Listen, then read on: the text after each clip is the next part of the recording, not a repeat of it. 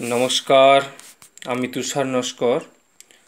আপনারা শুনছেন কবিতা পাড়া চ্যানেল।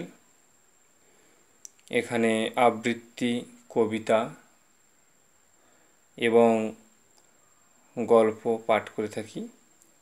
আজকের আপনাদেরকে শোনাবো জীবনানন্দ দাশের রূপসী বাংলা কাব্যগ্রন্থের কোনো দিন দেখিব না কবিতা। কণ্ঠে আমি তুষারকান্তি নস্কর। কোনোদিন দেখিব না তারে আমি, হেমন্তে পাকিবে ধান, আষাঢ়ের রাতে কালো মেঘ নিগড়ায়ে সবুজ বাঁশের বন গেয়ে যাবে উচ্ছ্বাসের গান সারা রাত। তবু আমি সাপচরা অন্ধ পথে বেণুবনে তাহার সন্ধান পাব না কো। পুকুরের পাড়ে সে যে আসিবে না কোনো দিন হাসিনীর সাথে, সে কোনো জ্যোৎস্নায় আর আসিবে না, আসিবে না কখনো প্রভাতে, যখন দুপুরে রোদে অপরাজিতার মুখ হয়ে থাকে ম্লান, যখন মেঘের রঙে পথহারা দাঁড় কাক পেয়ে গেছে ঘরের সন্ধান। ধূসর সন্ধ্যায় সেই আসিবে না সে এখানে।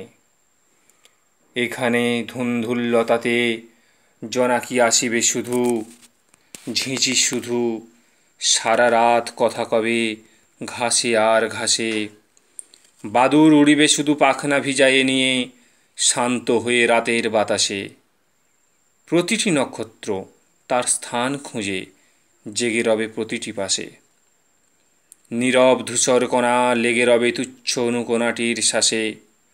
অন্ধকারে তুমি সখী চলে গেলে দূরে তবু, হৃদয়ের গভীর বিশ্বাসে অস্বস্তের শাখা ওই দুলিতেছে।